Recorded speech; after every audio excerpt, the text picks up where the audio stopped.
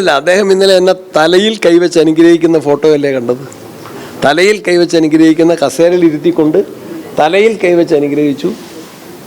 അതാണ് കെ മുരളീധരൻ, ആന്റോ ആന്റണി ഇവർ തമ്മിലൊരു പരസ്യമായിട്ടൊരു നടന്നിരുന്നു. ഇല്ലില്ല, കോൺഗ്രസിലെ പല ഘട്ടങ്ങളെ ഉപേക്ഷിച്ച് എത്രയോ ഐക്യത്തിലാണ്, എത്രയോ സൗഹൃദത്തിലാണ്, എത്രയോ സമന്വയത്തിലാണ് കേരളത്തിലെ കോൺഗ്രസ് നേതൃത്വം പോകുന്നത്. ഞങ്ങൾ പുതിയ KPCC പ്രസിഡന്റ്, വർക്കിംഗ് പ്രസിഡന്റുമാർ, UDF കൺവീനർ ഇവരെ നിയോഗിച്ചതിന് ശേഷം കേന്ദ്ര നേതൃത്വവുമായിട്ടൊരു ആശയവിനിമയത്തിന് വേണ്ടിയാണ് വന്നിട്ടുള്ളത്. അവിടെ എല്ലാ കാര്യങ്ങളും സാധാരണഗതിയിൽ ഒരു കടന്നു വരും ചർച്ചയിൽ.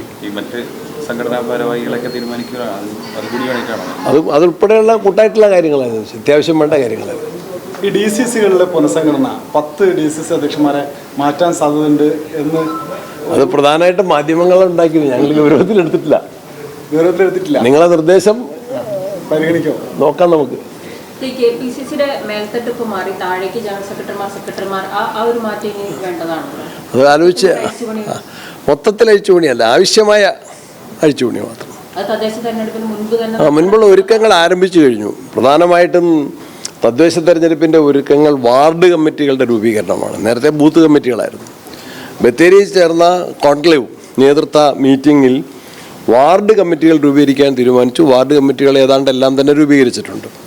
അതിനുശേഷം വാർഡ് കമ്മിറ്റികളുടെ നേതൃത്വത്തിൽ മഹാത്മാ കുടുംബ സംഗമങ്ങൾ, വിപുലമായിട്ടുള്ള യോഗങ്ങൾ നടന്നു വരികയാണ്. ഏതാണ്ട് അത് പൂർത്തീകരിച്ചുകൊണ്ടിരിക്കുകയാണ്. അതിനെ ശാക്തീകരിക്കാനാണ് പ്രധാനപ്പെട്ടത്. അതോടൊപ്പം തന്നെ സ്റ്റേറ്റ് കമ്മിറ്റി, ജില്ലാ കമ്മിറ്റികളും എല്ലാം കുറെ കൂടി മെച്ചപ്പെടുത്തേണ്ടത് മെച്ചപ്പെടുത്തും.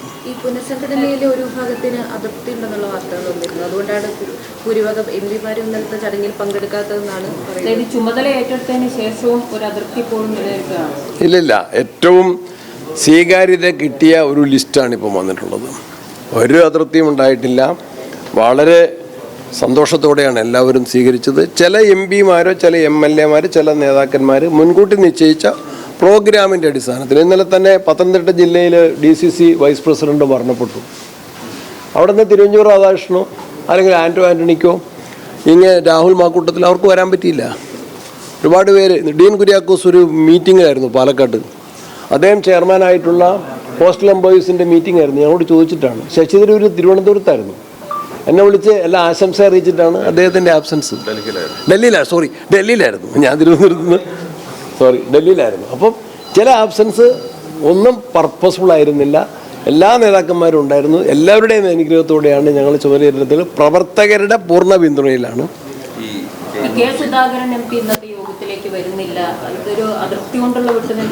ഇല്ല, അദ്ദേഹം ഇന്നലെ എന്നെ തലയിൽ കൈവച്ച് അനുഗ്രഹിക്കുന്ന ഫോട്ടോയല്ലേ കണ്ടത്.